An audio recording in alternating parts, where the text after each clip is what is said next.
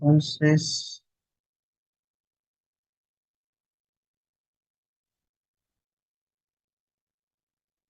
perfecto. Se puede ver en modo presentación, mi presentación, valga la redundancia. ¿Me confirman, por favor? Sí, doctor. Sí, excelente. Ah, vamos.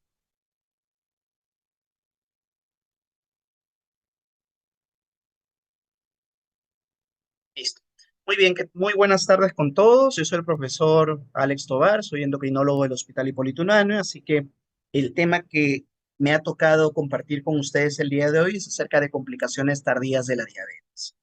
Tengo entendido que ya los dos primeros días se han hablado del diagnóstico, del tratamiento de la diabetes, también ustedes han hablado acerca de las complicaciones agudas, así que el día de hoy nos vamos a concentrar en las complicaciones tardías. Y para este punto, primero vamos a dividir la presentación de la siguiente manera. Cuando hablamos de complicaciones tardías, vamos a tener dos grupos importantes. Una que son las complicaciones microangiopáticas, también conocidas como microvasculares, retinopatía, nefropatía y neuropatía diabética. Y tenemos las complicaciones macroangiopáticas o macrovasculares, que son el infarto de miocardio no fatal, el evento cerebrovascular conocido en inglés como stroke, la muerte cardiovascular y la insuficiencia arterial periférica. Las complicaciones microvasculares producen morbilidad en el paciente, producen minusvalía en el paciente con diabetes, mientras que las complicaciones macrovasculares son las que habitualmente suelen producir el fallecimiento del paciente. 8 de cada 10 diabéticos aproximadamente fallece por un evento cardiovascular. De ahí la importancia de identificar estas complicaciones para poder intervenir de manera temprana. Cuando ustedes observan en la columna de la derecha estas complicaciones macrovasculares, probablemente cada una de ellas ustedes ya las han desarrollado en las diferentes especialidades. El infarto en cardiología, el stroke en neurología, la muerte cardiovascular también en cardiología. Entonces no vamos a tocar hoy día esos puntos porque son capítulos aparte. Vamos a concentrarnos netamente en las complicaciones microangiopáticas, las microvasculares, que son las que, como les comentaba hace un momento, van a generar morbilidad en el paciente. Empezamos entonces con lo que es la enfermedad renal diabética.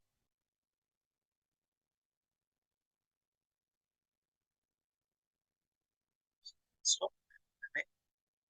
Ahora sí, listo. Entonces, cuando hablamos acerca de enfermedad renal diabética, vamos a iniciar un poco hablando acerca de en qué situación se encuentra la diabetes y sus complicaciones. Una de las principales cosas que nosotros evaluamos en el paciente diabético es su pronóstico de vida. Y lo que han demostrado los últimos estudios es que la expectativa de vida del paciente con diabetes se reduce a medida que éste tiene cada vez más complicaciones. El hecho solamente de ser diabético hace que el paciente reduzca su expectativa de vida en aproximadamente unos 6 años. Pero si vemos en los siguientes elementos, si el paciente tiene enfermedad cardiovascular, esta expectativa de vida se reduce al doble, incluso 12 años menos de vida. Y si el paciente desarrolla una enfermedad renal diabética temprana, esta expectativa de vida se va a reducir mucho más a menos 16 años. Entonces, estamos hablando de que el paciente diabético con enfermedad renal tiene una reducción de su expectativa de vida de aproximadamente 16 años. Estamos hablando de un elemento importante de expectativa de vida que viene a ser menoscabada justamente por esta complicación. Y cuando hablamos acerca de qué tanto grupo de pacientes pueden tener enfermedad renal diabética, vamos a ver estos estudios diferentes. El NHANES, que es un estudio clásico de los Estados Unidos en grandes poblaciones, el NEPHRON en Australia, el RIASE en Italia, y el más importante probablemente por la gran cantidad de población que tiene es el DEMAT. Este estudio de DEMAT es un estudio global, multirregional, que determinó lo siguiente, que aproximadamente la mitad de pacientes con diabetes tipo 2 ya tienen cierto grado de enfermedad renal diabética. Y este grado de enfermedad renal diabética es mucho mayor justamente cuando el componente es no solamente de compromiso de la filtración glomerular estimada, sino que también hay algún componente de albuminuria en el paciente. Y cuando hablamos de albuminuria, estamos hablando también de que la enfermedad renal diabética es un marcador de riesgo en el paciente con diabetes. Así no, aquí no sé qué pasó con mi entonces vemos aquí en el estudio que a medida que el paciente desarrolla albuminuria dentro del componente de enfermedad renal diabética y desarrolla albuminuria asociada justamente a una disminución de la filtración glomerular, hay un incremento de la mortalidad en estos pacientes, ¿no? Eso que les estoy marcando ahí de color rojo. Diabético tipo 2 con albuminuria y con una tasa de filtración glomerular estimada de 60 menos, el exceso de mortalidad se ha calculado en el HANES hasta en un 47%. Se muere casi la mitad de pacientes que tienen esta complicación. En comparación de un paciente con una enfermedad que no es diabetes o enfermedad renal.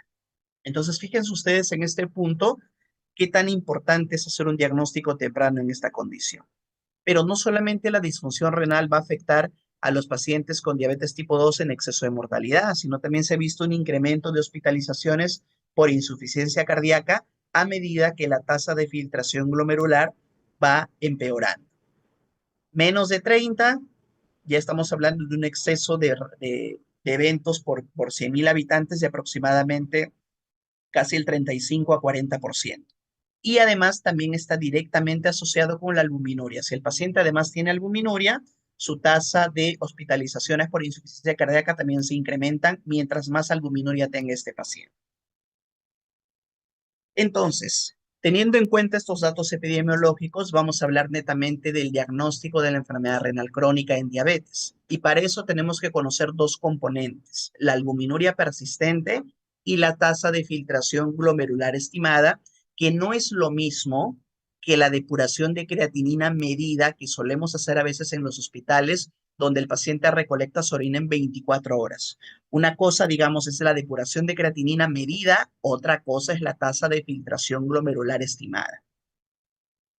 Desde el punto netamente de la enfermedad renal diabética, puede ocurrir, como ustedes han visto en los estudios, hasta en un 40 a 50% de pacientes con diabetes. Clásicamente en el diabético tipo 1 suele desarrollarse después de los 10 años del diagnóstico de la enfermedad, pero en diabéticos tipo 2 ya puede estar presente al momento del diagnóstico. ¿Por qué se presenta eso? Netamente, como ustedes ya recuerdan y han revisado en las teorías anteriores, es por la fisiopatología de la diabetes tipo 1 versus lo que ocurre en la diabetes tipo 2. Recuerden ustedes que en diabetes tipo 2 los cambios fisiopatológicos se dan por lo menos 10 años antes del diagnóstico per se. Entonces es esperable de que ya podría presentar una complicación microvascular el paciente al momento del diagnóstico, porque lamentablemente seguimos llegando tarde a ese diagnóstico. Esta enfermedad renal diabética puede progresar a enfermedad renal en etapa final e incrementa el riesgo cardiovascular, como ya lo hemos visto, y de manera secundaria los costos en salud. Tener un paciente diabético que además tiene enfermedad renal incrementa los costos en salud, no solamente por los fármacos que hay que utilizar, sino por las complicaciones que esto va a conllevar en el paciente. La hospitalización en el mejor de los casos y en el peor de los casos la diálisis. El concepto que tenemos que aprender el día de hoy, que tenemos que salir entendiendo correctamente, es el concepto de cómo evaluar la albuminuria en el paciente con enfermedad renal. Y para eso vamos a utilizar este concepto de aquí, que es la tasa albúmina creatinina urinaria, conocido también como índice albúmina creatinina urinaria, por sus siglas en inglés UACR, o conocido también como albuminuria corregida con creatina.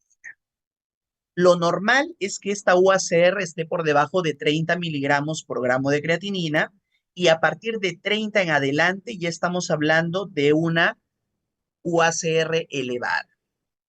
Esto es importante, ¿por qué? Porque este es el marcador más fidedigno para hacer el diagnóstico de albuminuria persistente. La pregunta que me suelen hacer aquí habitualmente, me voy a adelantar, es, doctor, nosotros en nuestros establecimientos de salud, en nuestro lugar de prácticas, solemos tener un resultado de microalbuminuria que está expresado en miligramos por decilitro, que clásicamente se conoce como la microalbuminuria simple. Sin embargo, esa microalbuminuria simple no es confiable para calcular correctamente el grado de albuminuria debido a que varía de acuerdo al estatus de hidratación del paciente. Es por eso que el parámetro más fidedigno que las guías actuales, CADIGO, ADA, la guía de la ESD, determinan que es mucho mejor utilizar la UACR, o sea, la tasa albúmina creatinina urinaria, para calcular correctamente la pérdida de albúmina en orina. Una cosa es la proteinuria, que se utiliza en nefrología, por ejemplo, para hacer la disquisición del síndrome nefrótico, síndrome nefrítico, y una cosa muy distinta es solamente medir albuminuria. ¿Ah? Es un parámetro de evaluación muchísimo más fino. Entonces, ¿yo cómo me doy cuenta si mi laboratorio me está expresando correctamente lo que yo necesito? Es que la albuminuria tiene que salir expresada en miligramos por gramo. Si está saliendo expresada en miligramos por decilitro, no es la albuminuria corregida con creatinina y yo debería utilizar ese resultado para combinarlo con la creatinina en orina y poder calcular de esa manera la tasa albúmina-creatinina urinaria. Es importante además hacer al menos 2 o 3 controles de esta albuminuria en un periodo de 3 a 6 meses para establecer el diagnóstico. ¿Y esto debido a qué? Al punto de aquí que les estoy marcando, que es la alta variabilidad biológica entre muestras. Puede ser que en una primera vez el resultado de UACR sale por encima de 30 y en el segundo control sale normal. Por eso es que con un solo control no se puede hacer diagnóstico de albuminuria persistente. Es importante tener al menos 2 o 3 controles en este periodo de tiempo para poder hacer un diagnóstico correcto. ¿Qué otras consideraciones yo tengo que tener al momento de indicarle al paciente esta UACR? Es que existen situaciones que van a afectar el resultado de la albuminuria corregida con creatinina, que es justamente la actividad física dentro de las 24 horas previas a la prueba, infecciones, la fiebre, la insuficiencia cardíaca congestiva descompensada, la hiperglucemia marcada, la menstruación y una hipertensión arterial marcada no controlada. De todos estos elementos que pueden afectar la confiabilidad de la UACR, hay que concentrarse específicamente en la hiperglucemia marcada. Pasa muchas veces que el médico, habitualmente no endocrinólogo, por ganar tiempo, le pide dentro de los exámenes al paciente también la UACR, la albuminuria para evaluación. Y recuerden ustedes que este resultado va a salir alterado en un estatus de hiperglucemia, porque la hiperglucemia afecta la tasa de filtración glomerular y va a hacer que se pierda más albuminuria. Entonces, el resultado no va a ser real. Cuando yo voy a solicitar albuminuria, tengo que asegurarme de que mi paciente con diabetes esté bien controlado. El otro concepto que tenemos que manejar es el concepto de la tasa de filtración glomerular estimada, pero aquí les estoy trayendo en esta diapositiva, digamos, de dónde sale la UACR. Es una diferencia entre la albúmina urinaria y la creatinina urinaria expresada en estas unidades, lo que me va a dar la excreción de albúmina en miligramos durante el día. Nuevamente recordarles, una albuminuria normal, menos de 30 miligramos por gramo. Albuminuria moderadamente elevada va de 30 a 299, lo que antiguamente se llamaba microalbuminuria. Y la albuminuria severamente elevada, lo que está de 300 miligramos por gramo en adelante, lo que antiguamente llamábamos como macroalbuminuria. ¿Por qué motivo ya no decimos micro y macroalbuminuria? Digamos, ¿por qué las guías no lo establecen como tal? Digamos que el sustento para ellos es de que desde que el paciente tiene albuminuria, no importa el grado, ya estamos en un continuum de riesgo cardiovascular. Y por eso es que ya ellos no sienten correcto decir microalbuminuria y macroalbuminuria. A mí puntualmente me parece una tontería, porque yo creo que es mucho más sencillo para los médicos no endocrinólogos, los propios especialistas en diabetes, internistas, médicos de familia, etcétera, manejar parámetros y puntos de corte. De esa manera yo sé quién está en riesgo mediano y quién está en alto riesgo de progresión de enfermedad renal. Entonces, esto sí me parece una guachafada de la semántica, pero en todo caso ustedes lo van a encontrar de esa manera. Para fines prácticos, para fines, digamos, de ustedes académico, no está mal y podemos seguir utilizando los términos clásicos, microalbuminuria y macroalbuminuria. Pero tenemos que tener en cuenta que en las guías internacionales vamos a encontrar de esta forma escrito. Ya no vamos a encontrar como micro y macroalbuminuria como tal. Nuevamente les reitero, 2 a 3 muestras en un periodo de hasta 6 meses antes de considerar una albuminuria persistente establecida. Hasta este punto, les voy a mostrar acá, por ejemplo, la diferencia. En diferentes laboratorios de nuestro país, todavía tenemos un poco de dificultades sobre tener el resultado de UACR. O sea, nosotros en muchos laboratorios, cuando uno manda ese examen, el laboratorista no sabe de qué estamos hablando y muchas veces no sabe que está reportando el resultado. Este simplemente es un examen de laboratorio. No encontré uno con mayor diferenciación, pero lo que ustedes pueden observar acá, por ejemplo, es el primer examen, que es el de microalbuminuria, que es la de orina simple, que sale en 0,4 miligramos por decilitro. Este es el que clásicamente encontramos en la mayoría de laboratorios y que la mayoría de laboratorios, sean nacionales o particulares, nos reportan. Hay algunos laboratorios como ROE, también lo hace Suiza Lab, también lo hace Multilab, si no mal recuerdo, que reportan además la albuminuria corregida con creatinina. ROE lo tiene en este término, me parece que Suiza Lab lo tiene en otro término, que como tasa albumina creatinina urinaria, pero ¿cómo me voy a dar cuenta? Como les decía inicialmente, es en las unidades, miligramos por gramo. Esta es la UACR. Y si ustedes se dan cuenta, no es lo mismo que la albuminuria simple. Puede haber variación. Aquí en realidad no llama mucho la atención porque finalmente está por debajo de 30. El problema sucede cuando yo tengo un paciente con albuminuria corregida que está en 35, está en 40 y la simple me sale en 10 o en 12. Entonces se me puede estar escapando el tamizaje correcto de un paciente con enfermedad renal diabética. ¿Sí? Perfecto. Hasta aquí, antes de pasar a este segundo concepto, ¿alguna pregunta, alguna inquietud, alguna duda? Doctor, disculpe una consulta. Sí, ¿Podría avanzar a la siguiente diapositiva, por favor? ya avancé, estoy en tasa de filtración glomerular estimada. Ah, retroceder entonces en el examen que había colocado. A ver, permíteme un segundo, vamos a retroceder. Ya, Justamente en esa parte, doctor. sí, dime. Porque, ajá, claro que son diferentes, ¿no? Pero uno está dividido entre creatinina también, la microalbuminuria. No, aquí es un tema del texto, no se preocupen. Digamos, esto de aquí no lo considera, así sale la impresión en la hoja de reporte. Pero tú te das cuenta, como te digo, acá es microalbuminuria, orina simple, y digamos que esto de aquí como que se repite aquí abajo, pero es por la posición es el formato que tiene ROE en su reporte de laboratorio. O sea, el resultado es este de aquí y este de aquí, y te das cuenta aquí en la diferencia. Ya, doctor, gracias. ¿Sí? Sí, no, no te vayas a confundir. O sea, sí los reportan por separado, simplemente que esto sí entiendo que podría llevar a confusión.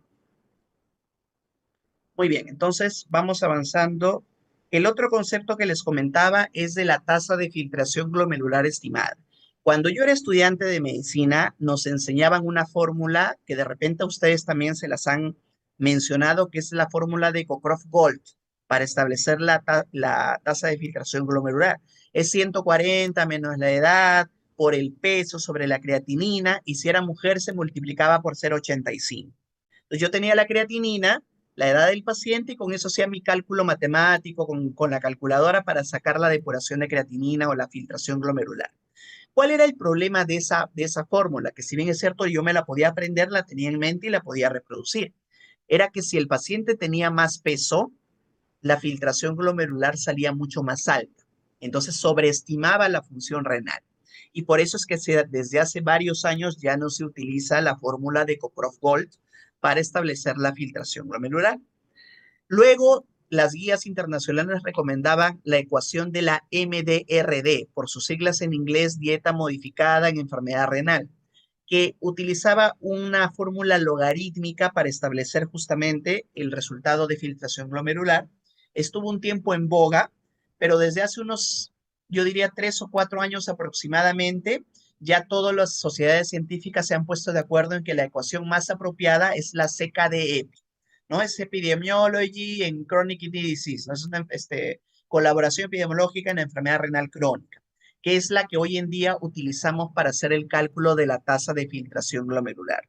Ustedes lo pueden encontrar en sus calculadoras del UpToDate, del Medscape, del MDConc, del MDCalc. Hay diferentes calculadoras donde van a encontrar la CKD-EPI para poder hacer este cálculo, porque es una fórmula un poquito fea.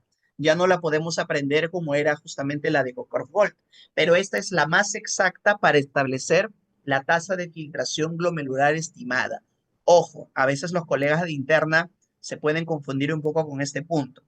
Ya no pedimos depuración de creatinina. orina de 24 horas y que le midan ahí cuántos mililitros por minuto por metro cuadrado de superficie corporal multiplicado por 1,73 metros al cuadrado necesita el paciente.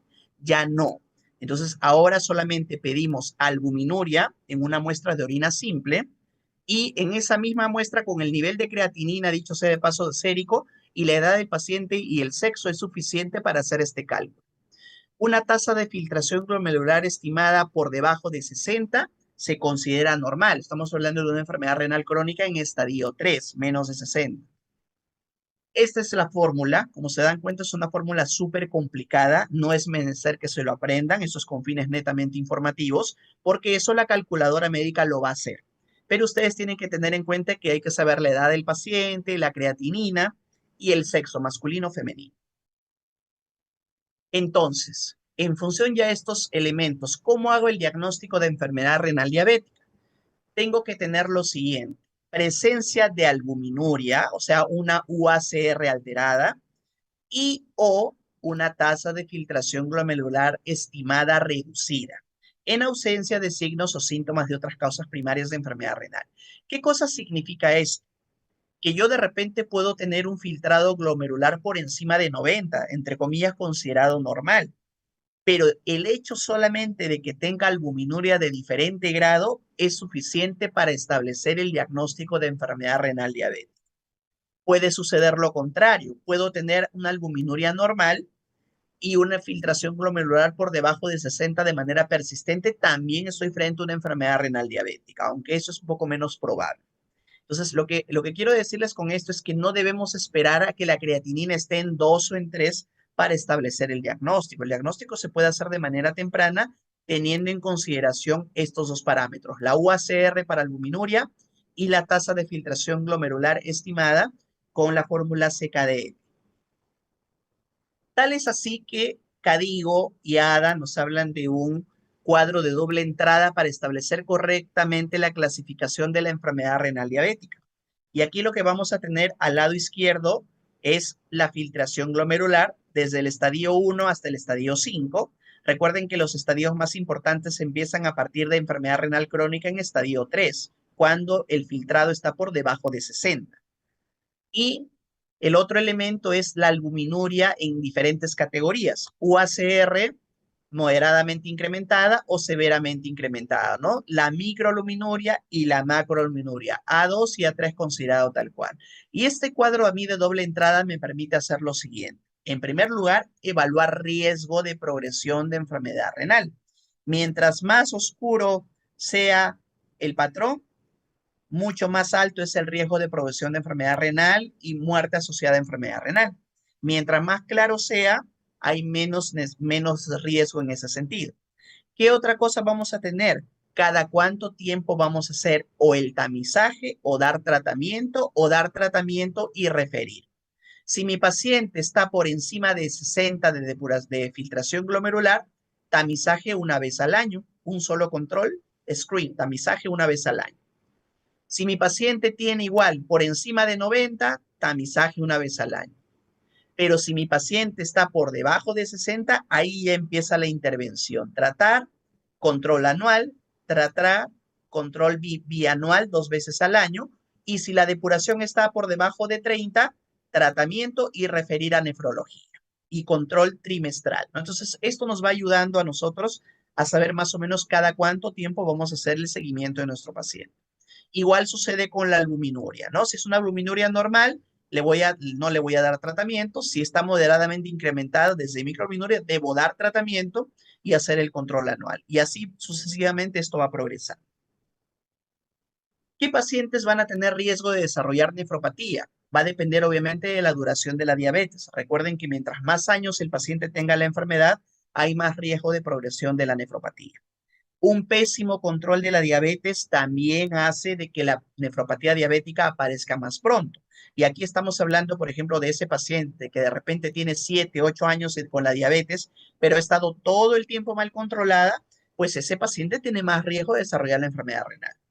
Aquellos pacientes que tienen familiares, sobre todo en línea directa, que también han tenido nefropatía, que han terminado en diálisis, son pacientes con diabetes muy especiales, porque tienen un componente genético de enfermedad renal diabética agresivo que los lleva rápidamente a diálisis. Entonces, si tengo un paciente cuyo papá está en apoyo dialítico y que también es diabético, es posible que mi paciente en estos momentos sea un paciente de alto riesgo de progresión de enfermedad renal diabética. Y también la hipertensión arterial, sobre todo si esta está mal controlada, si es esencial, o sea, es diagnosticada de manera temprana, y el cigarro, el tabaquismo. Entonces, ya sé los conceptos que tengo que manejar, ya sé cómo hago el diagnóstico de enfermedad renal diabética. Vamos a evaluar qué cosa nos dice ADA 2025 en relación al tamizaje. ADA, por si acaso, es la Asociación Americana de Diabetes, que todos los años, entre diciembre y enero, libera unas guías de práctica clínica para diagnóstico y tratamiento del paciente con diabetes. Es de libre acceso, colocan en Google Diabetes Care, ingresan a los estándares de cuidado en diabetes y ahí van a tener libre toda la información que necesitan, sobre todo basada en evidencia y actualizada. Hablo 2025, no el año pasado, no hace 10 años, no, de este año. Entonces, ¿qué vamos a hacer? ¿Cómo hacemos tamizaje de enfermedad renal diabética? Vamos a evaluar la función renal, que significa medir UACR y medir tasa de filtración glomerular, en diabéticos tipo 1, 5 años después del diagnóstico, y en diabéticos tipo 2 al momento del diagnóstico, independiente del tratamiento. ¿Y por qué esa diferencia, doctor? Volvemos nuevamente a la fisiopatología de la diabetes. Recuerden ustedes que en el diabético tipo 1, al momento que debuta con la enfermedad, recién ha habido por lo menos una destrucción del 50% de islotes de Langerhans. Entonces, al momento que debuta, se presenta el cuadro clínico. En el diabético tipo 1, tipo 2 no sucede eso, las complicaciones son más progresivas, la fisiopatología puede haberse presentado desde hace 10 años y por eso el paciente ya podría presentar cierto grado de enfermedad renal diabética. Y además, en personas con la enfermedad renal crónica establecida en diabetes, hay que controlar estos dos parámetros 1 a 4 veces al año, dependiendo de la etapa de la enfermedad renal. Y es lo que les comentaba en el cuadro de doble entrada, marcado con los colores, ¿no? Mientras más rojo está, tengo que hacer un control mucho más frecuente y además tengo que hacer la referencia de ser necesario. ¿Cómo tratamos la enfermedad renal diabética? ¿Qué nos dice la evidencia? La optimización del control de glucosa para reducir el riesgo o enlentecer la progresión de la enfermedad renal diabética.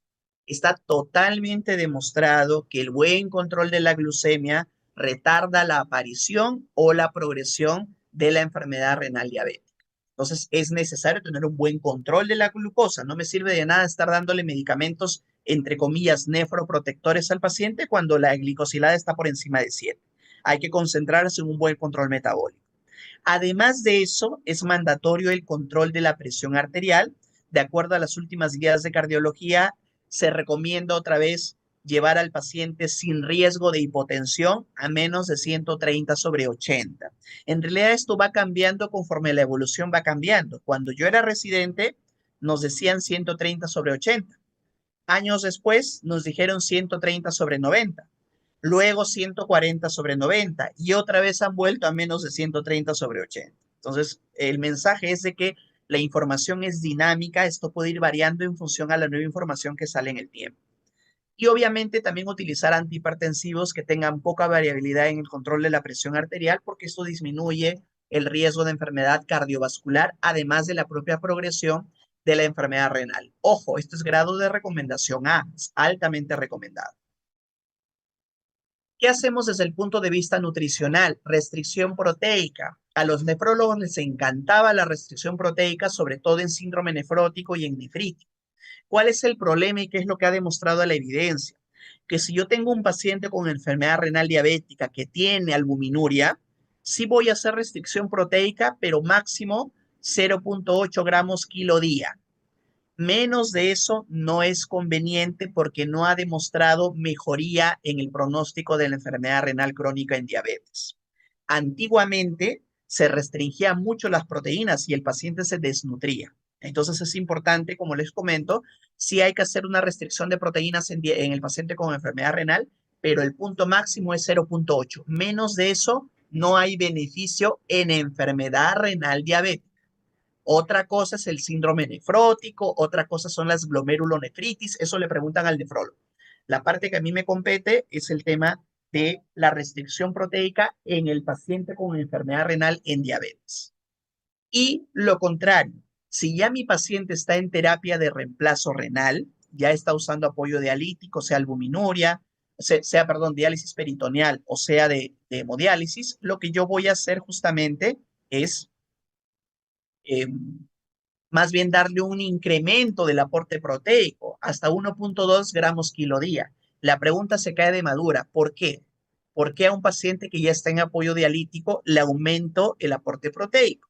La respuesta está en el propio enunciado y es porque en realidad en el paciente que ya está en apoyo dialítico ya no tengo riñón que proteger. O sea, me tiene sin cuidado si el paciente pierde o no proteínas por orina, probablemente ya no pierda mucho, pero ya no tiene razón de ser la restricción proteica y muy por el contrario, la diálisis es un componente que quema muchas calorías, se requiere de un mayor aporte energético, pero de proteínas de alto valor biológico. Entonces, más bien hay que incrementar el aporte de proteínas en el paciente con enfermedad renal crónica diabética que ya está en diálisis.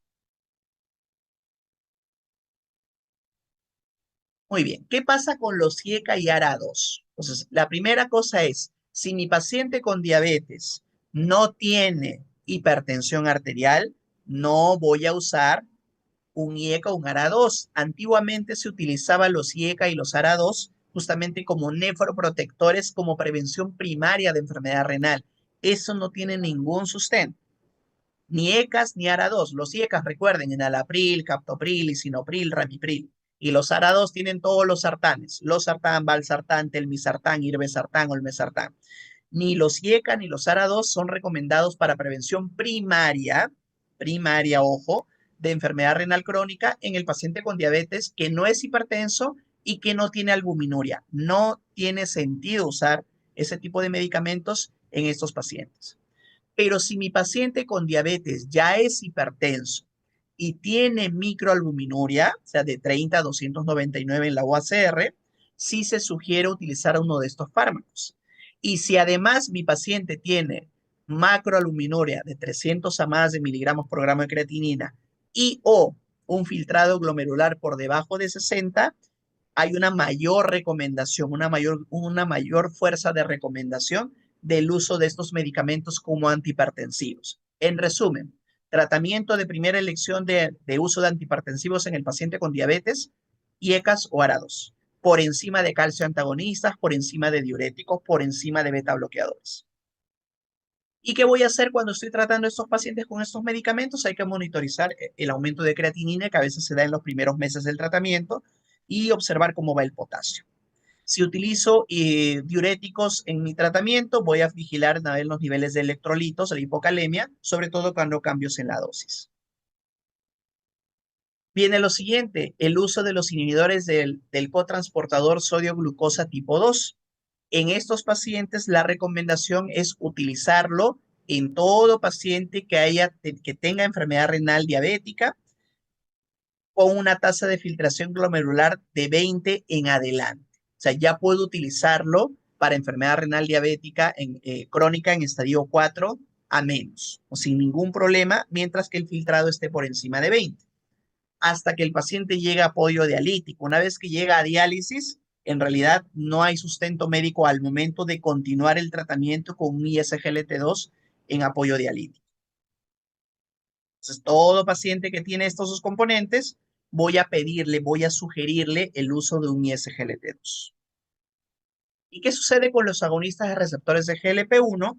Hasta el momento no hay estudios para puntos finales renales, solamente hay estudios de riesgo cardiovascular, donde se ha visto también como se dice, de taquito el riñón. Y se ve que sobre todo en pacientes que tienen macroalbuminuria, el uso de los agonistas de receptores de GLP-1 puede reducir la progresión de enfermedad renal. De hecho, en el estudio líder con liraglutida en el 2015-16, demostró un 22% menos de progresión de enfermedad renal crónica, muerte por causa renal y duplicación de los niveles de creatinina, además de evitar la progresión de micro a macroalbuminuria. Entonces, este año probablemente salgan los estudios con agonistas receptores de GLP-1, con semaglutida sobre todo, y ahí veremos ya el estudio como objetivo primario, ver si efectivamente son positivos y tienen un factor de protección en enfermedad renal en el diabético también. ¿Qué pasa con este otro grupo de medicamentos? Aquí tenemos algo que de repente es un poquito nuevo para ustedes, que es el uso de los antagonistas de receptores de mineralocorticoide no esteroideos. Ustedes conocen los esteroideos, a la cabeza espironolactona, por ahí la eplerenona, si tienen un poquito más de conocimiento al respecto. Pero este medicamento de aquí, cuyo representante principal es la finerenona, este es un antagonista de receptor de mineralocorticoide no esteroideo, que en sus estudios Fígaro y Fidelio han demostrado reducción de eventos cardiovasculares mayores hasta en un 14% y reducción de enfermedad renal crónica en el paciente que tiene esta enfermedad asociada a albuminuria. Lo puedo emplear mientras que la tasa de filtración glomerular esté de 25 en adelante. ¿Qué cuidado debo tener con finerenona? Vigilar los niveles de potasio porque los antagonistas de receptores de mineralocorticoide pueden elevar el potasio, pueden producir hipercalemia. ¿Cuándo voy a enviar a mis amigos de nefrología? En dos situaciones. Cuando mi paciente tiene la tasa de filtración glomerular estimada por debajo de 30, o sea, un NRC en estadio 4, tengo que mandarlo al nefrólogo de todas maneras, ese es protocolo. O en su defecto, si de repente tengo una tasa mayor, pero que cada vez que le hago el control está bajando progresivamente. La vi en 2 meses, más bajo. La vi en 4 meses, más bajo, más bajo. O sea, cuando es continuamente disminuyendo, tengo que justamente enviar igual a nefrología. O si mi albúmina urinaria, mi OACR, está aumentando cada vez más a pesar de la intervención que yo estoy haciendo. También voy a enviar a nefrología cuando no tengo clara la causa de la enfermedad renal. ¿Qué significa eso? No es que todo paciente que tiene aumento de los niveles de creatinina sí o sí es enfermedad renal diabética. Cuando la enfermedad es rápidamente progresiva, tengo que buscar otras causas. Podríamos estar frente a una glomerulonefritis, frente a una enfermedad intersticial, frente a una glomerulopatía EAD. Entonces, eso ya lo tiene que estudiar nefrología. Finalmente, este es el enfoque holístico para mejorar resultados en personas con diabetes y enfermedad renal. Hoy en día hablamos netamente de control de los factores de riesgo, muerte cardiovascular, enfermedad renal, insuficiencia cardíaca, porque justamente esas son las causas de muerte del paciente con diabetes. Entonces, a la cabeza, estilo de vida, alimentación saludable, actividad física, tabaco para nada. Esto incluye también el vapeo, así que dejen de vapear, manejo del peso, y a continuación vienen los fármacos de primera línea. ISGLT2 a la cabeza, recuerden que los puedo arrancar cuando el filtrado glomerular está de 20 en adelante. Puedo seguir utilizando metformina para control metabólico, sí, mientras el filtrado esté por encima de 30. Voy a utilizar inhibidores del sistema renina-angiotensina, o sea, IE-casara-2, a la dosis máxima tolerada si mi paciente tiene albuminuria con hipertensión arterial. Y además voy a utilizar, en el caso sea necesario, estatinas de alta o moderada intensidad. Desde el punto de vista de los riesgos, voy a utilizar un agonista de receptores de GLP-1 si no alcanzo la meta de control de glucosa, la finerenona cuando hay microalbuminuria, potasio normal, puedo arrancar a que finerenona, está indicado. Voy a utilizar también calcio antagonista si no mejora mi presión arterial. Y aquí ya vienen otros medicamentos ya de segunda línea. Cuando reduzco complicaciones en la diabetes tipo 2, tengo que tener en cuenta todos estos componentes. El manejo de la glucosa y el manejo de la presión arterial, por ejemplo, para reducir enfermedad renal diabética, manejo de los lípidos y ofrecer o utilizar pacientes que hayan demostrado beneficio cardiovascular y cardiorrenal, siempre teniendo como base la modificación del estilo de vida y la educación en diabetes. Hasta aquí, ¿tienen alguna pregunta sobre enfermedad renal? Inquietudes, dudas, algo que no haya quedado claro. Doctor, una consulta. Sí, te escucho, dime. Disculpe, si un paciente con diabetes de tipo 1 mencionó que podíamos tamizar, con tamizar se refiere a revisarlo anualmente, ¿verdad? Hablas de un paciente con diabetes tipo 1. Ajá, con más de En el 5 años de paciente con, duración. claro, pero en el paciente con diabetes tipo 1 recuerda que el primer tamizaje de enfermedad renal lo vas a hacer 5 años después del diagnóstico. O sea, no inmediatamente por el tema de la fisiopatología. O sea, antes de ese tiempo es poco probable que encuentres algún componente de albuminuria o reducción de filtrado glomerular porque es muy poco el tiempo. Por eso se recomienda 5 años después del diagnóstico y a partir de ese punto lo vas a hacer una vez al año si es que no encuentras albuminuria. Está bien, ¿Alguna doctor, otra pregunta? gracias. Sí, ¿alguna otra pregunta? Nada más. Muy bien. Vamos entonces a pasar al siguiente punto, que es la retinopatía diabética. Al igual que en el caso anterior, la retinopatía diabética es una complicación altamente específica en pacientes con diabetes tipo 1 o 2, que tiene una prevalencia relacionada efectivamente, como en el caso anterior, con la duración y en el control de la diabetes. Mientras más años tengo de enfermedad, mayor riesgo de hacer retinopatía tengo. Mientras peor controlada esté mi enfermedad, mayor riesgo de retinopatía tengo.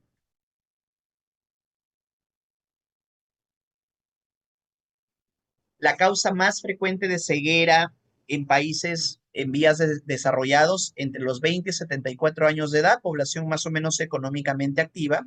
Y además recordar que en la enfermedad renal, en la enfermedad, perdón, ocular diabética, no solamente se compromete la retina. El paciente con diabetes tiene mayor riesgo de desarrollar glaucoma, tiene mayor riesgo de desarrollar cataratas y otros trastornos del ojo. Entonces, cuando nosotros hacemos la evaluación o solicitamos evaluación por oftalmología para esto, no solo es el fondo de ojo, sino es la evaluación también de estos otros elementos. Nos ha pasado en consulta de endocrino que nos llegan, por ejemplo, pacientes con catarata metabólica. Tienen 45 años y ya están con catarata. Y eso es justamente porque su condición de fondo, la diabetes, incrementa su riesgo de desarrollo de catarata o pacificación del cristalino a edades mucho más tempranas. ¿Cómo clasificamos la retinopatía diabética? Esto es una, digamos, una clasificación que se ha mantenido en el tiempo, es bastante antigua, pero sigue estando vigente, que se caracteriza por ser bimodal. Hay una retinopatía no proliferativa en sus tres estadios, leve, moderada, severa, y una retinopatía proliferativa. Esos son los dos componentes. Va a depender el nivel de severidad de la cantidad de lesiones que se encuentren en el fondo de ojo a la oftalmoscopía indirecta. Y tenemos el otro elemento de evaluar en la retina, que es la presencia o la ausencia del edema macular diabético. Estas dos condiciones son las que se evalúan en un fondo de ojo en la evaluación justamente que se hace al paciente con diabetes. ¿Cómo se ve, digamos, una retinopatía o cuál es la perspectiva en un paciente? El problema principal es que se compromete la visión central y por eso es importante hacer un diagnóstico temprano para una intervención apropiada. El diagnóstico de retinopatía diabética lo hacemos con el fondo de ojo. En el fondo de ojo vamos a ver diferentes características. Acá tenemos la papila óptica, tenemos las venas que son más gruesas, las arterias que son más delgadas y algunas lesiones de diferente índole que podemos observar aquí. Este fondo de ojo se hace con una dilatación previa de la pupila para poder evaluar no solamente la retina central, sino también la retina periférica.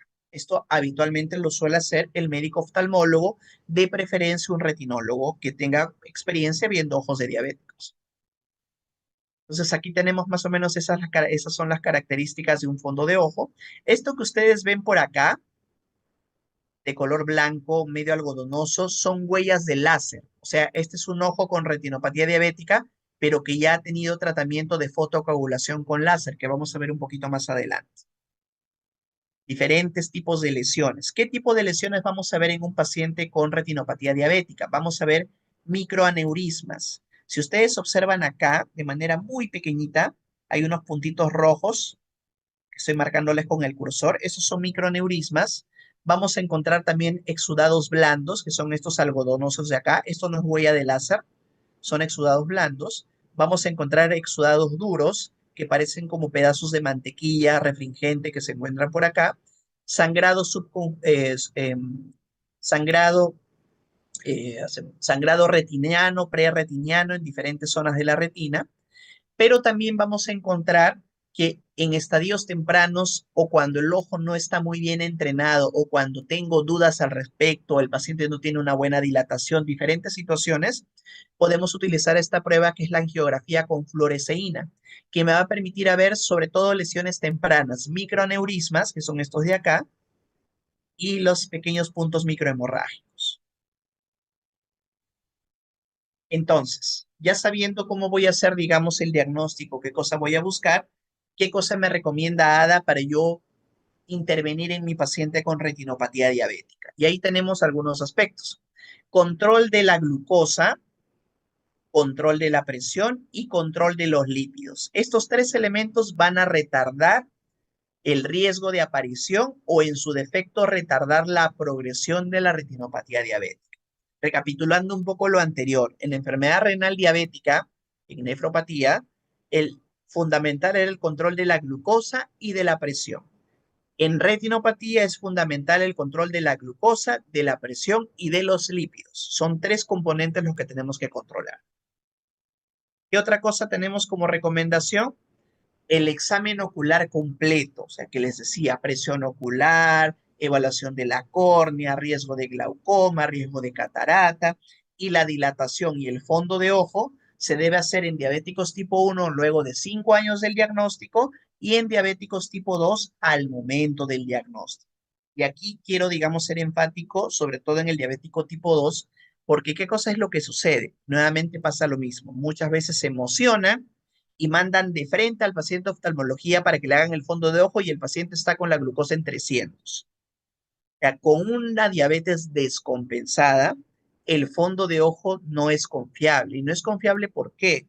Porque los medios transparentes del ojo que se encuentran en la cámara anterior del ojo, en la zona del cristalino, el propio humor vítreo, la gelatina del humor vítreo, van a estar con una alta carga osmolar, van a estar con la glucosa alta. Así como la glucosa está alta en sangre, también está alta en el resto de fluidos del cuerpo.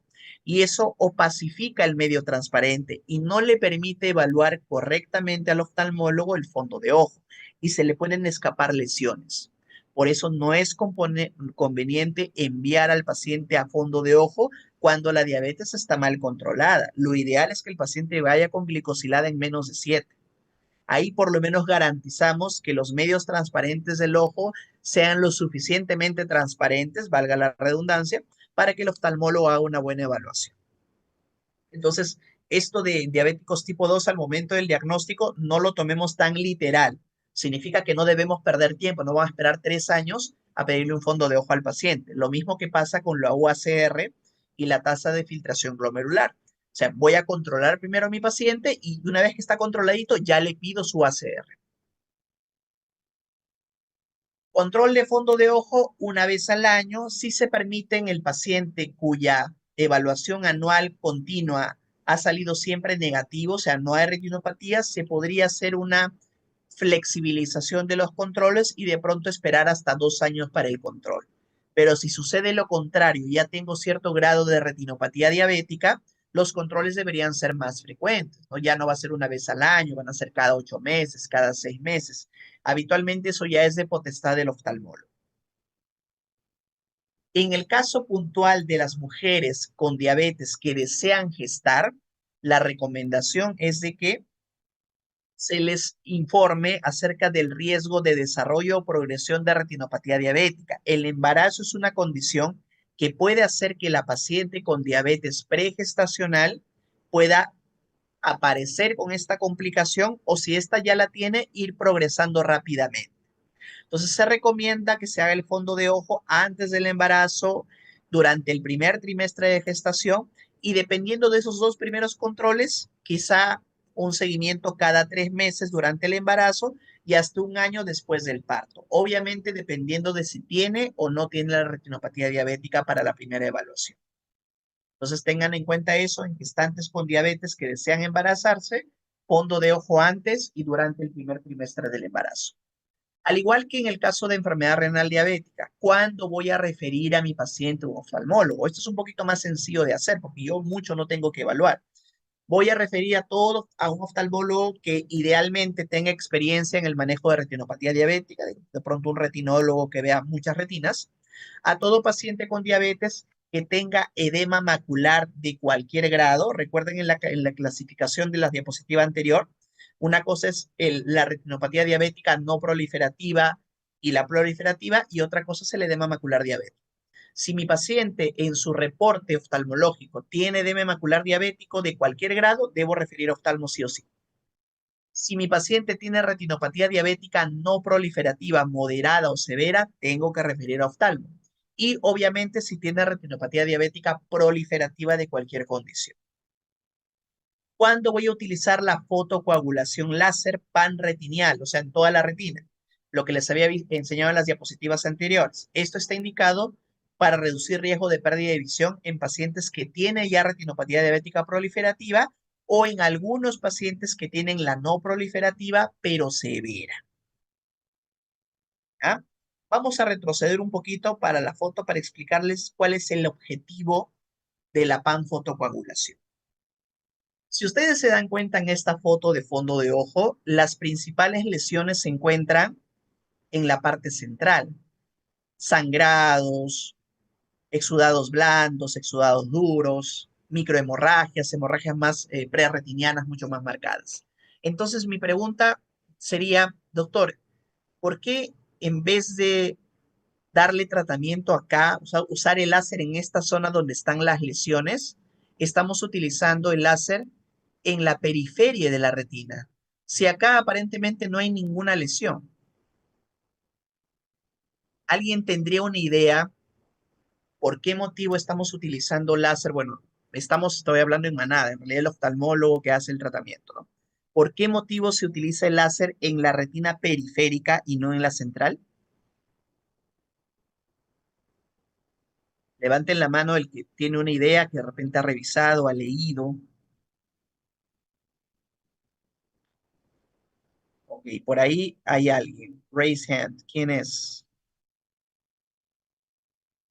La lista es grande. Adelante, por favor, te escuchamos. Disculpe, doctor, ¿podría ser porque los vasos periféricos son más pequeños y se pueden ocluir con mayor facilidad? No es exactamente por eso, pero igual gracias por tu participación. La razón es la siguiente. Ustedes bien saben dentro de la fisiopatología de la diabetes que la diabetes afecta al endotelio. Entonces, nosotros tenemos debajo de la retina toda una capa de vasos sanguíneos microscópicos que es la coroides. Esa coroides es la que se encarga de irrigar a mi retina. En la retinopatía diabética, lo que sucede es lo siguiente, sobre todo en la proliferativa. ¿Por qué se llama proliferativa? Se llama proliferativa porque proliferan, valga la redundancia, vasos sanguíneos anómalos. ¿Y por qué proliferan estos vasos sanguíneos anómalos, sobre todo en la retina central? Porque la retina entra en un estado de hipoxia, justamente por la disfunción endotelial, por el compromiso de la coroides. Al entrar en ese compromiso hipóxico, se liberan factores de crecimiento vascular, el VEGF1, VEGF2, se liberan estos factores. Y estos factores lo que van a hacer es producir proliferación de vasos sanguíneos anómalos.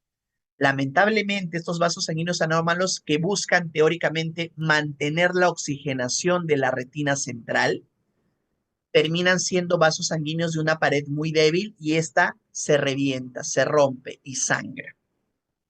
Entonces, ¿qué cosa es lo que yo hago al hacer la panfotocoagulación periférica? Lo que yo estoy haciendo es destruir, entre comillas, la retina periférica para que la vascularidad, para que la oxigenación se concentre en mi retina central y proteja la mácula, que es mi visión de colores y mi visión fina.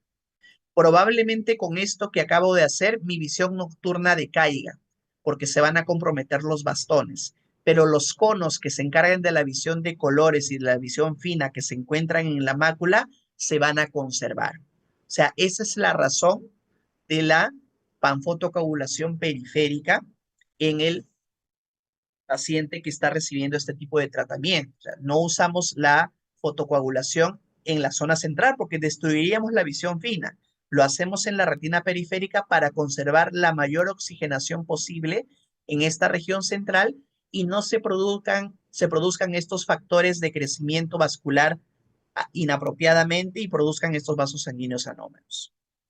¿Ah? Entonces, ese es el motivo. Pasamos rápidamente a lo siguiente. Estábamos por acá. Aquí. El otro pilar del tratamiento de la retinopatía diabética son las inyecciones intravítreas del antifactor de crecimiento endotelial vascular, que es justamente lo que les comentaba hace un momento, que está indicado como tratamiento de primera línea en el paciente con edema macular diabético. Todo paciente con edema macular diabético de cualquier grado, sobre todo el que afecta el centro de la fóvea y afecta la agudeza visual, debería recibir estas inyecciones intravítreas de estos factores de estos antifactor de crecimiento endotelial vascular. Y aquí les he listado los más importantes. De todos estos, los 4 últimos tienen indicación para edema macular diabético. Y de estos 4 últimos, los que están resaltados en amarillo son los que están aprobados por la FDA para su uso en edema macular diabético y retinopatía diabética. El ranibizumab y el aflibercept. Sin embargo, en nuestra realidad, por ejemplo, en el Hospital Hipólito Unanue, salvo la situación haya cambiado, los oftalmólogos han estado utilizando bevacizumab, nombre comercial Avastin.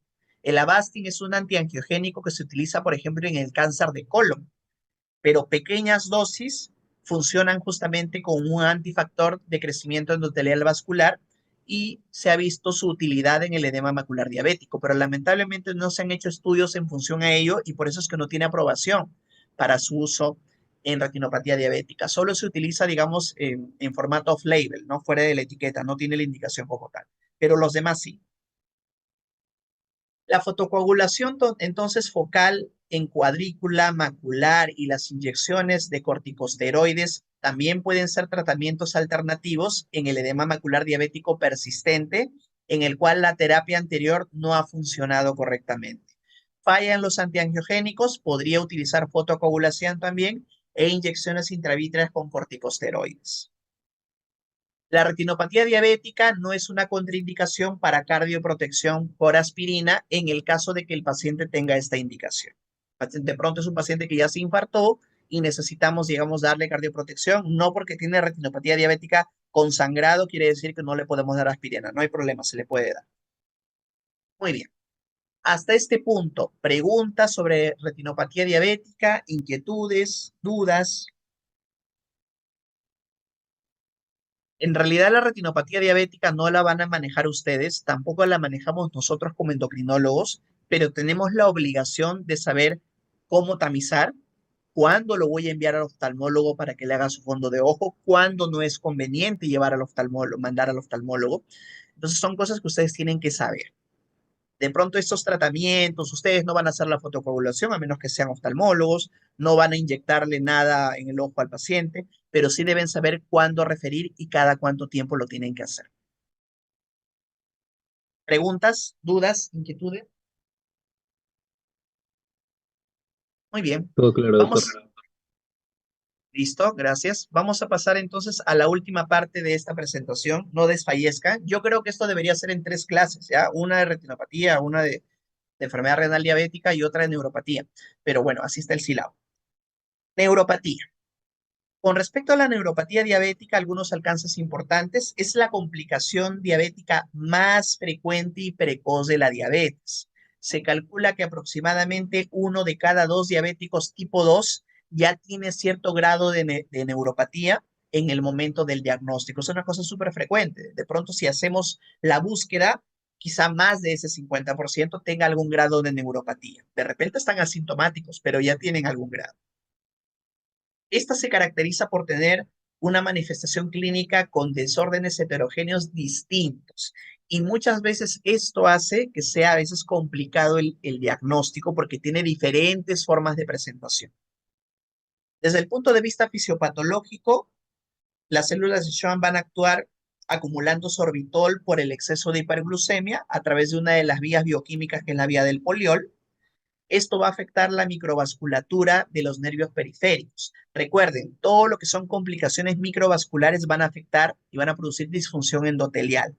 En el caso de la retina ya vimos qué zona es la que se compromete y en el caso, por ejemplo, de los nervios periféricos, la zona que se va a comprometer es la irrigación del nervio.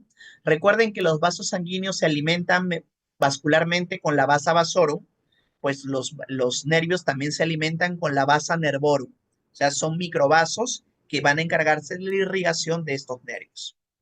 Esos son el blanco en la fisiopatología de la neuropatía diabética, porque ahí se produce el estrés oxidativo.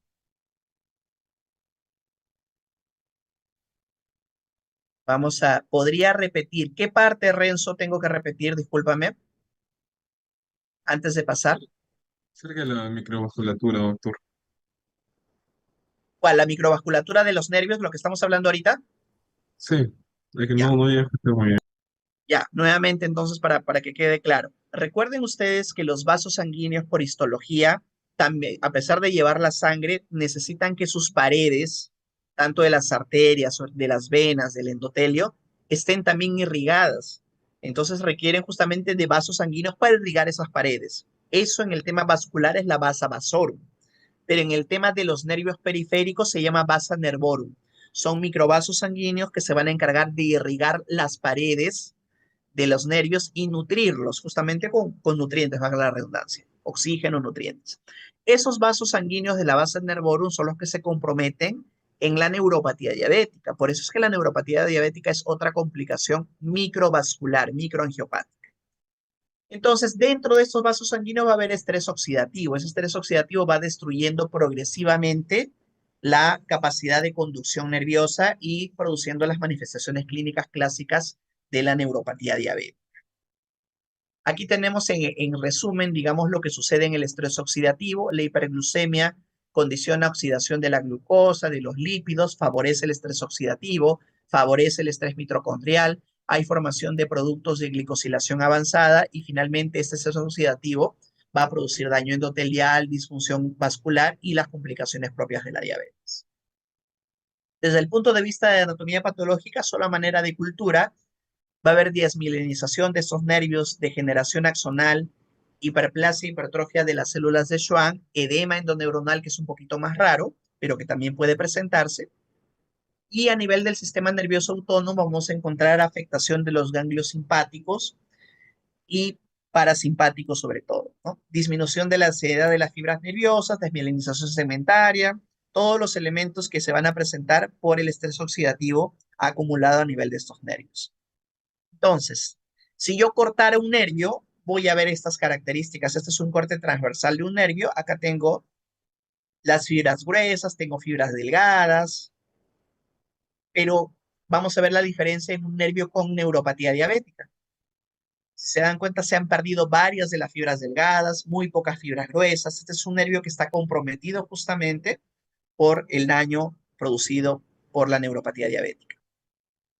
¿Cómo clasificamos neuropatía diabética? Nos pasamos toda la tarde hablando de eso. En realidad hay diferentes tipos de clasificación. Estas van a depender de cómo yo quiero clasificar la enfermedad. Por ejemplo, aquí en la primera parte vemos una clasificación de rápidamente reversible, ¿no? La neuropatía de la hiperglucemia y la neuropatía de la prediabetes, que puede presentarse y que cuando yo corrijo la hiperglucemia desaparecen los síntomas. Por eso se llama rápidamente reversible. De estas, de pronto la que me interesa más es la polineuropatía simétrica sensitivo-motora distal. Esta de aquí es la presentación más frecuente de la neuropatía diabética. Se caracteriza por presentarse en forma de guante o de calcetín, ¿no? Las molestias se circunscriben a eso, al tercio medio, al tercio inferior de miembros inferiores y al tercio externo de miembros superiores. Por eso se dice en guante o en calcetín. También puede presentarse una neuropatía focal y multifocal. A veces no se comprometen nervios periféricos, sino pares craneales. El paciente diabético debuta con una parálisis de Bell's, pero al final es una neuropatía diabética, pero ha comprometido un par craneal. Puede presentarse comprometiendo todo un plexo, una radiculopatía, o a nivel netamente muscular, produciendo una reducción de la densidad y del volumen del músculo, que se conoce como la miotrofia diabética. Y también puede presentarse una neuropatía inflamatoria desmielinizante crónica que se parece al Guillain-Barré. Entonces, va a depender mucho de la manifestación, cuáles son los nervios comprometidos para que se presente la clínica en el paciente. Pero como les comentaba, lo más frecuente va a ser la neuropatía periférica simétrica distal.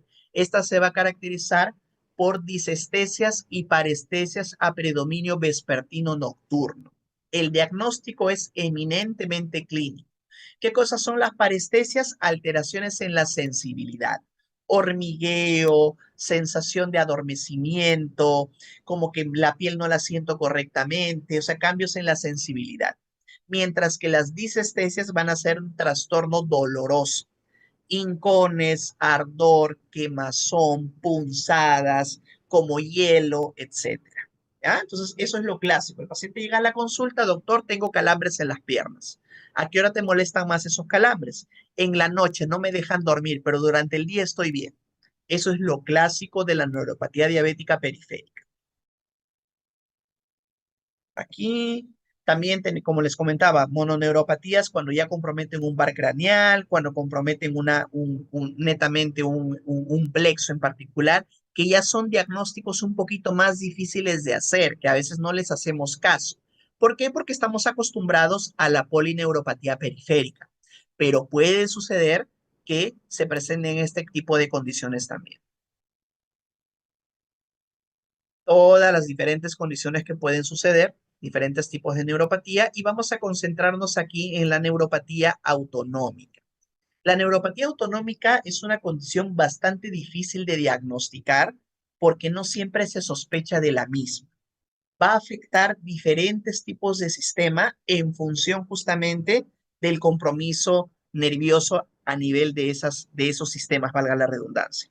Tenemos acá entonces, por ejemplo, a nivel cardiovascular, que el paciente puede presentar hipotensión ortostática. Es ese paciente que se sincopea, se levantó de la cama al piso, llegó por emergencia desmayado.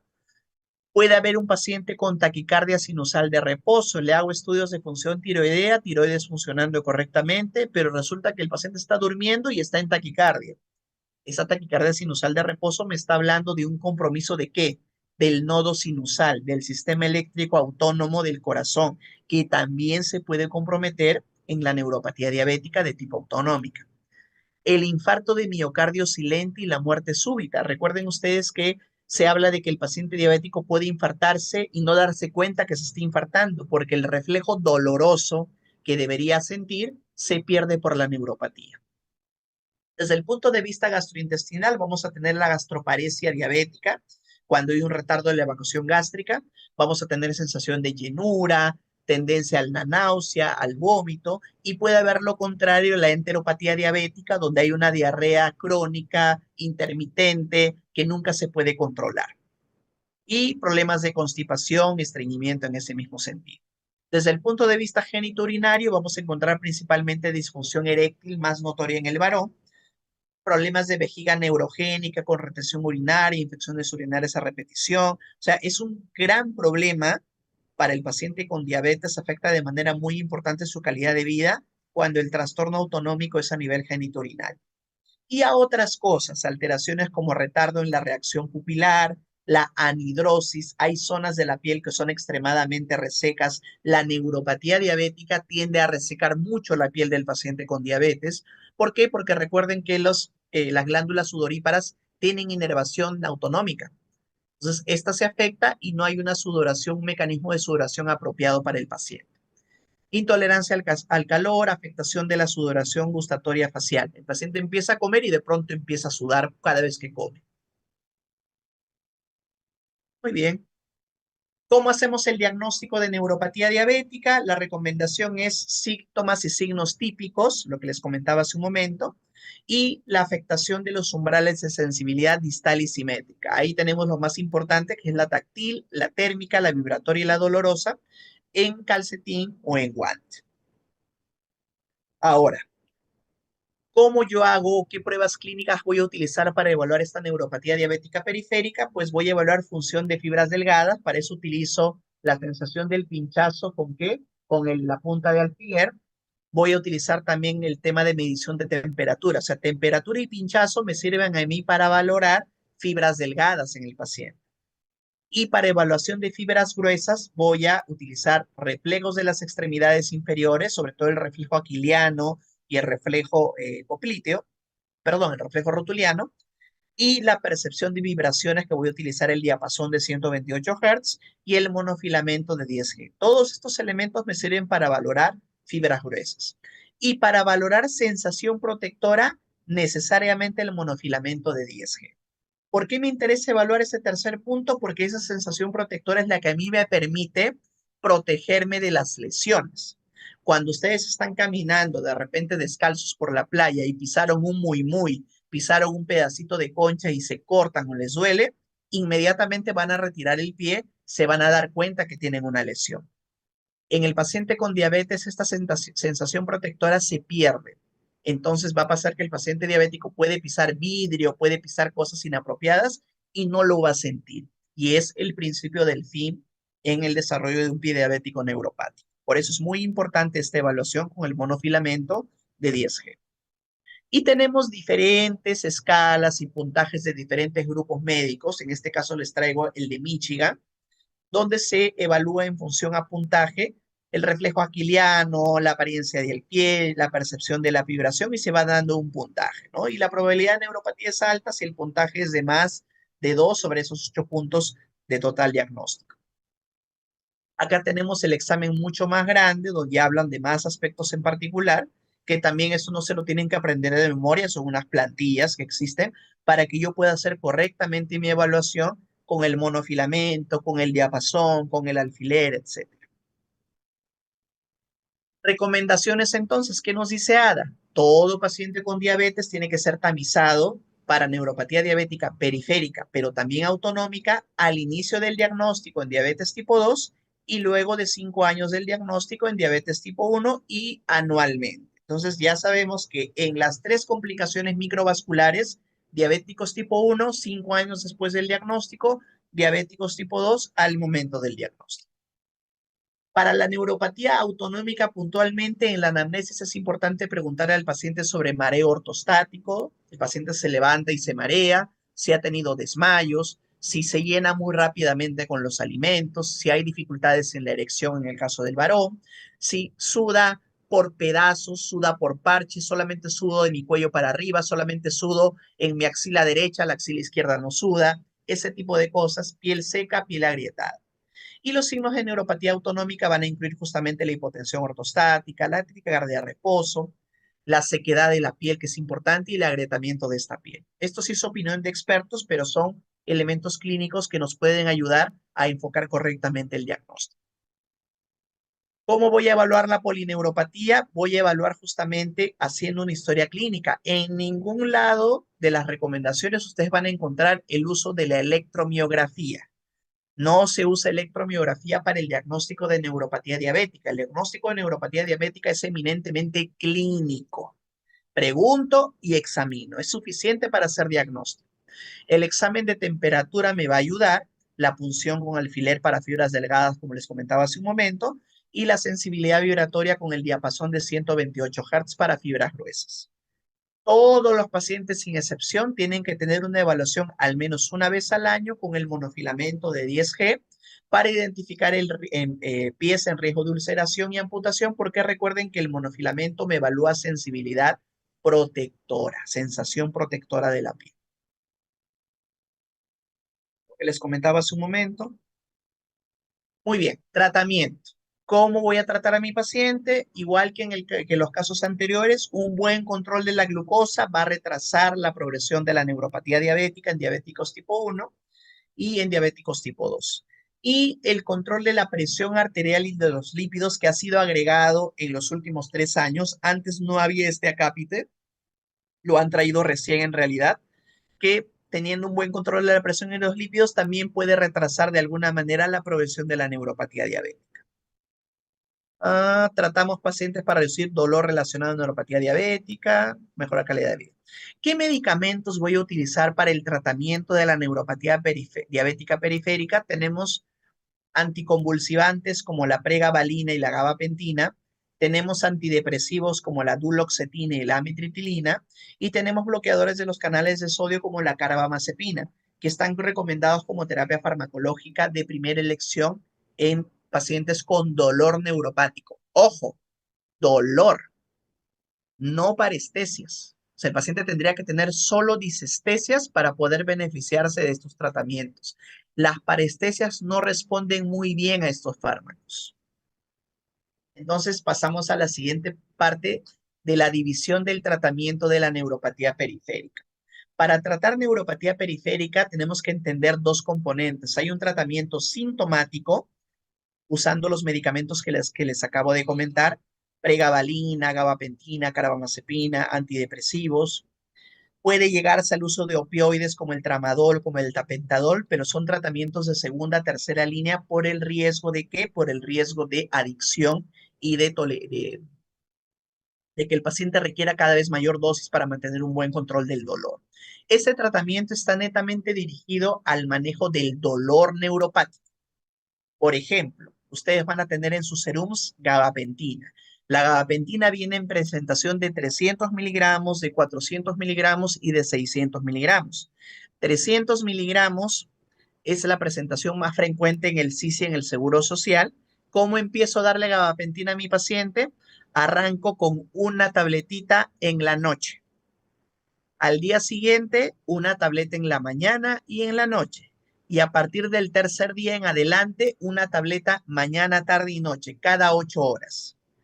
La dosis mínima efectiva terapéutica para control del dolor neuropático con gabapentina son 900 miligramos al día. O sea, tengo que darle sí o sí 3 tabletas de gabapentina a mi paciente.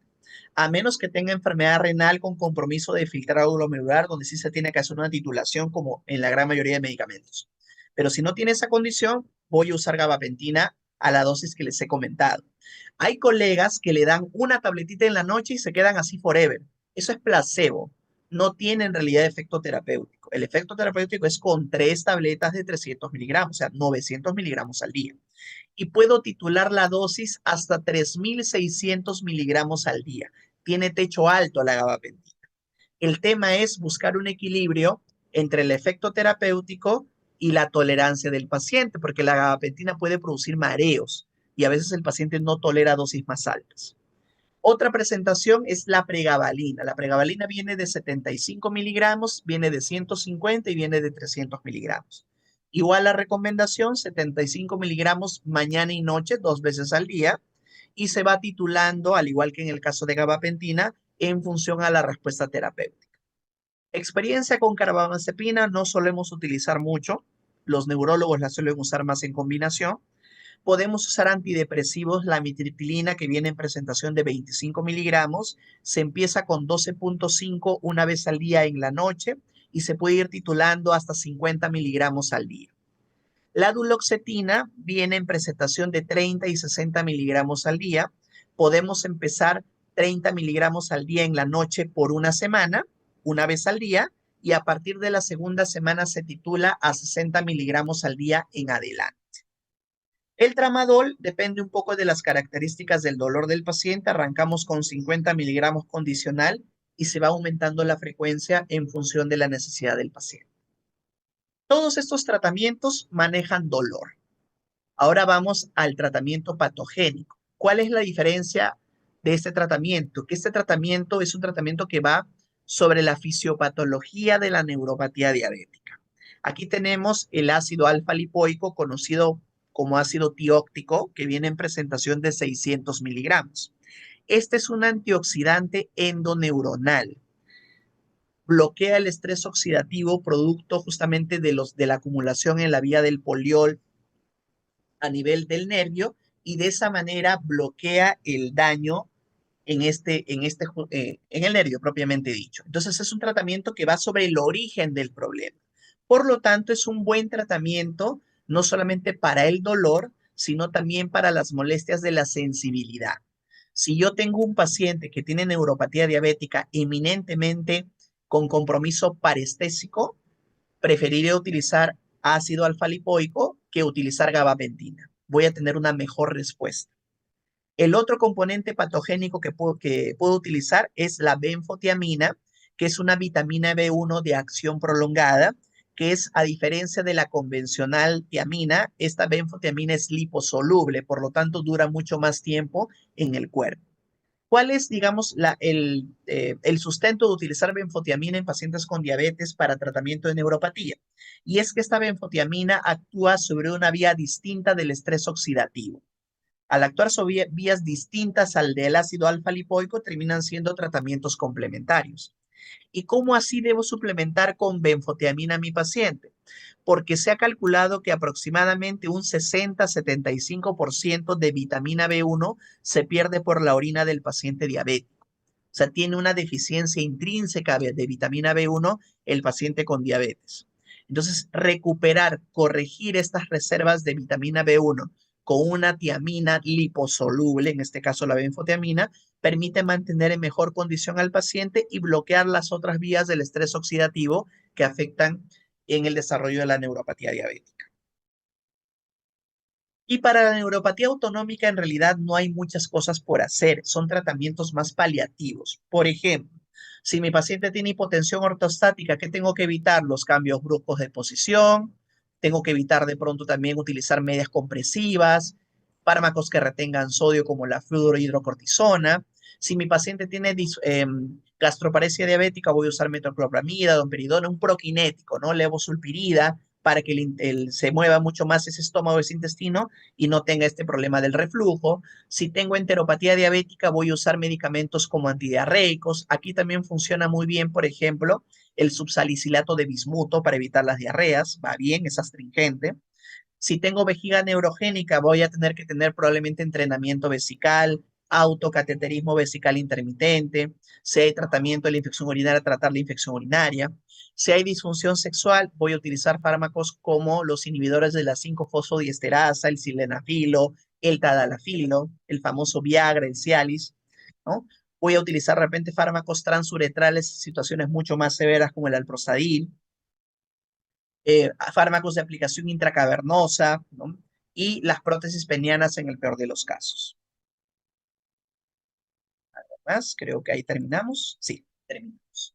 Ahí están mis redes sociales, ahí están LinkedIn, Instagram, de Facebook. Aumenten mis métricas, compartan mi contenido, háganme viral. Tengo 2 hijas que mantener, familia, apóyeme, Chorri. Muy bien, chicos. Preguntas, inquietudes, dudas. Yo sé que ha sido súper largo, pero es lo más corto que podemos hacer dentro del tipo de tema. Preguntas, inquietudes, dudas. Muy bien, Doctor, una creo. consulta. Sí, Sí, dime. perdón. No me quedó muy claro cuál es la diferencia entre la neuropatía autonómica y la neuropatía periférica. ¿Me podría repetir, por favor, cuál es la principal, por lo menos? Claro. La neuropatía autonómica, recuerden ustedes que el compromiso es el del sistema simpático y parasimpático. O sea, vamos a ver el compromiso a nivel de los ganglios, esos ganglios que se encuentran a la salida de los nervios de la médula espinal, que son como pequeñas comisarías de nervios. Esos son los ganglios que se comprometen. En la neuropatía periférica, la clásica, el compromiso es en los nervios distales, los que llegan a la inervación en los dedos, en las zonas interdigitales. Ese es el compromiso principal. O sea, es un tema de posición. El problema con el compromiso de los ganglios parasimpáticos, los postsinápticos, es que el sistema autonómico no afecta a una zona puntual, sino afecta a todo un sistema. Por eso es que ahí hablamos de compromiso del sistema digestivo, hablamos de compromiso del sistema cardiovascular, hablamos de compromiso del sistema genitourinario. No hablo solamente, digamos, se comprometió el testículo, se comprometió solo el estómago, es todo el sistema el que se compromete. Y por eso es mucho más aparatoso y más complicado de manejar. Ya no depende muchas veces de nosotros como médicos que tratan diabetes, sino depende del cardiólogo, depende del gastroenterólogo, depende del urólogo para corregir o manejar ese tipo de complicaciones. ¿Sí quedó claro?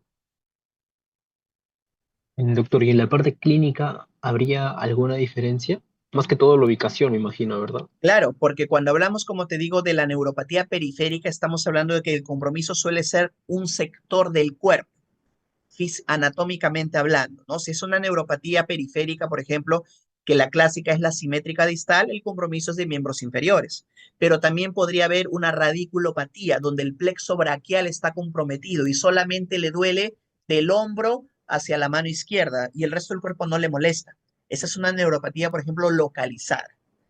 En el caso, por ejemplo, de una neuropatía de par craneal, que tampoco es autonómica, es el nervio, el facial, el sexto par craneal el que se compromete, entonces hace una parálisis facial periférica. Mientras que en el caso de la neuropatía autonómica ya es todo un sistema el que se compromete, ya no es una localización anatómica per se. ¿Sí? Espero que haya quedado claro. ¿Alguna pregunta adicional, duda, inquietud final? Gracias, doctor. Muy buena clase. Gracias a ustedes por